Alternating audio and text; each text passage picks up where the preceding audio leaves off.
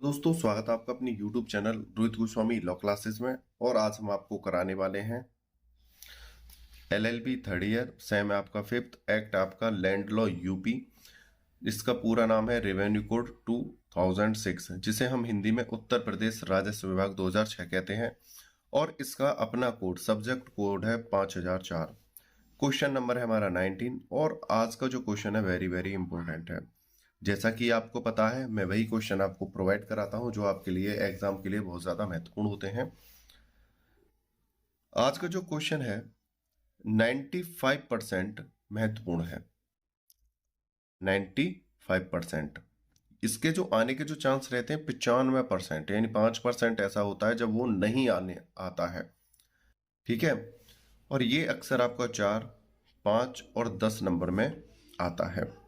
दूसरी बात, अगर आपकी किस्मत खराब है, आपका लक खराब है, तभी मान लो कि यह क्वेश्चन नहीं आए, लेकिन ये 95% आपके एग्जाम में आने वाला है। तो आज का जो क्वेश्चन है हमारा भूमिधर। पहले मैं थोड़ा सा एक्सप्लेन कर देता हूं। क्वेश्चन है ये, भूमिधर किसे कहते हैं। तो हमने सबसे पहले स्टार्टिंग में हमने एक वीडियो कराई थी जोतदारों के नाम, आप उस वीडियो को जाकर देखिएगा। और प्लेलिस्ट में हमने लैंड लॉ से रिलेटेड आपकी ऑल वीडियोस डाल दी हैं, आप जाके देखना। वहां आपको land law UP revenue code 2006 आपका कोड और सेम लिखा वहां पर मिल जाएगा।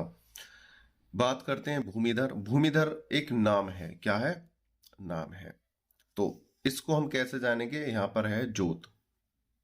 जोतदार कितने होते हैं? जोतदार में आता है एक भूमिधर, दूसरा आता है हमारा आसामी। ठीक है। और भूमिधर के अंदर हमारे दो भूमिधर छुपे रहते हैं, एक होता है संक्रामय, एक होता है असंक्रामय।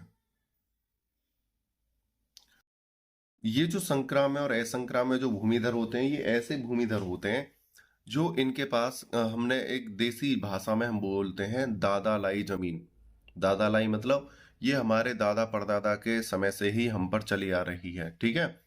उसको बोलते हैं भूमिधर, जो एक एक पुत्र से दूसरे पुत्र को ट्रांसफर होती रहती है, पुत्र या पुत्री दोनों को, या अपने सगे संबंधियों में जिसको आप देना चाहो, जिस ट्रांसफर होती रहती है। और ऐसे व्यक्ति को अधिकार रहता है, वो अपनी वस्तु को खेती को दान कर सकता है, भूमि को विक्रय कर सकता है, या अपना उत्तराधिकारी नियुक्त कर सकता है अपनी मर्जी से। ठीक है। ये तीनों कार्य वो अपने कर सकता है, या वो अपनी भूमि पर किसी भी प्रकार का सामाजिक, सांस्कृतिक या कोई अन्य निर्माण भी करा सकता है। ठीक है। उस पे किसी भी प्रकार की रोक टोक नहीं होगी, यानी कि वो अपनी भूमि का खुद का स्वयं मालिक है। ठीक है। उसको कहते हैं भूमिधर। अब इसे बदले में क्या देना होता है? भूमिधरों को, संक्रामय और असंक्रामय भूमिधर वालों को, इन्हें कर देना होता है। कर यानी हमारा होता है टैक्स, जिसे हम मालगुजारी कहते हैं, या हम एक शब्द बोल सकते हैं लगान।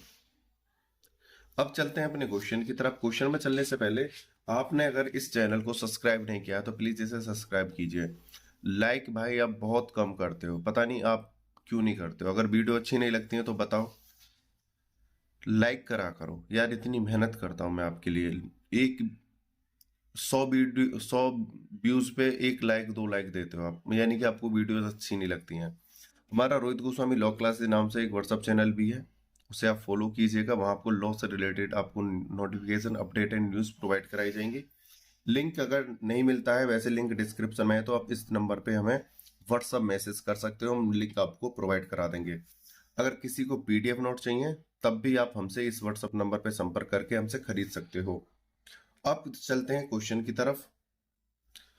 भूमिधारक, भूमिधारक या क्षेत्रपति मतलब क्षेत्र का मालिक, उसको कहा गया है, उस काश्तकार को कहा गया है जो संहिता के अंतर्गत जोत भूमि का मालिक। जोत भूमि होती है जिसे खेती करने वाली भूमि कहते हैं। जोत भूमि का मालिक या स्वामी राजस्व अभिलेख खतौनी में दर्ज किया गया हो, मतलब ऐसा व्यक्ति हो, किसी भूमि उस व्यक्ति के नाम पर खतौनी में चढ़ी हुई हो, राजस्व विभाग में चढ़ी हुई हो, तहसील में उसका नाम चढ़ा हुआ हो, तथा वह राजस्व अधिकारी के धृत भूमि के बदले राजस्व जिसे संहिता में लगान या भुगतान किए जाने की विधि जिम्मेदारी हो, वह क्षेत्रपति या भू राजस्व कहलाएगा।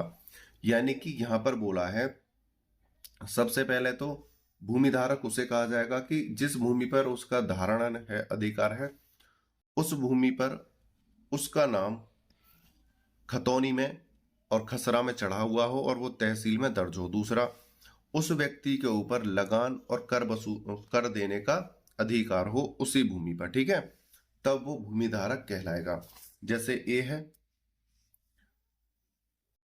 ए के पास ये भूमि का टुकड़ा है और ये ए के ही नाम पर है। नाम पर किसके है? ए के। तो यहां पर कहा जाएगा कि पहले तो ये इसी के नाम पर है, ये भूमि धारक है। दूसरा, इसी व्यक्ति को कर देने का अधिकार दिया गया है तहसीलदार ने, तो इससे पक्का पता चलता है कि ये भूमि का असली मालिक है। आगे चलते हैं। वर्तमान में धारा 75, 76 एवं 78 में 75, 76 एवं 78 में ऐसे सभी भूमि धारक समझे जाएंगे जो संहिता की धारा में उल्लिखित शर्तों के अधीन भूमि पर नियंत्रण रखते हैं। मतलब यहां पर साफ साफ बोला गया है, ये हमारे जो सेक्शन 75, 76, 78 है, इसमें जो शर्तें और जो नियम दिए गए हैं उनके अकॉर्डिंग अगर कोई व्यक्ति किसी भूमि पर इन शर्तों को मानते हुए काबिज है तो उसको भूस्वामी यानी भूमिधर माना जाएगा, ठीक है। अब वो शर्तें क्या क्या हो सकती हैं कि वो पुराने समय से ही आपके पास चली आ रही हूं, वो जो कब्जा है गैर कानूनी तरीके से ना हो, इस प्रकार से अन्य शर्तें भी हो सकती हैं। उम्मीद करता हूं भूमि धारक आपको समझ में आया होगा। आपने वीडियो को अंत तक देखा है उसके लिए धन्यवाद। प्लीज आप लाइक और सब्सक्राइब भी किया करो, बहुत कम बच्चे हैं जो लाइक नहीं करते हैं वीडियो को, ठीक है। आपने वीडियो को अंत तक देखा है, मुझे अच्छे से सुना, उसके लिए धन्यवाद। टेक केयर, बाय बाय, जय हिंद, जय भारत।